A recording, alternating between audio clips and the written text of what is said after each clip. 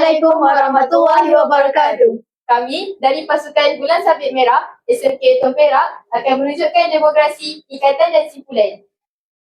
Yang pertama, simpul manuk. Mula-mula kita perlu membuat bulatan seperti ini dan meletak bersebelahan, lalu masukkan ke dalam kayu dan ketatkan. Fungsinya ialah untuk memulakan ikatan pada batang kayu dan dengan kemas dan kukuh. Seterusnya, ikatan silang pada dua batang kayu. Mula-mula buat satu ikatan pada dua batang kayu. Lebihan tali yang pendek ini hendaklah diselitkan secara kemas pada lilitan. Untuk tali yang panjang pula, kita hendaklah melakukan lilitan sebanyak 3 hingga 4 kali tanpa berlaku apa-apa pertindihan.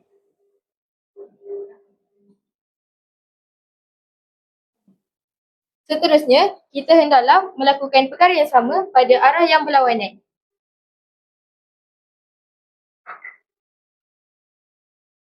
Pada arah yang berlawanan, kita juga hendaklah lakukannya sebanyak 3 hingga 4 kali. Untuk mengakhiri ikatan ini, kita hendaklah buat satu pusingan tali dan menyelitkan tali yang pendek ke dalamnya. Fungsi ikatan ini hanyalah untuk mengelakkan kayu daripada terpusing dan terurai. Seterusnya ialah lilit dua simpul pada batang kayu. Yang pertama, lilitkan tali sebanyak 2 kali pada batang kayu dan ikatkan pada tali pada 2 tempat yang berbeza.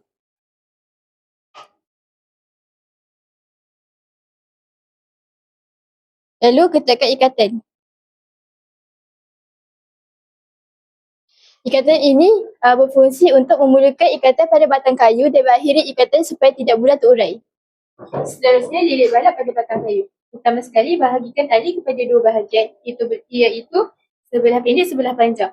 Yang bahagian pendek ini masukkan ke dalam. Seterusnya, lilitkan sebanyak 4 kali.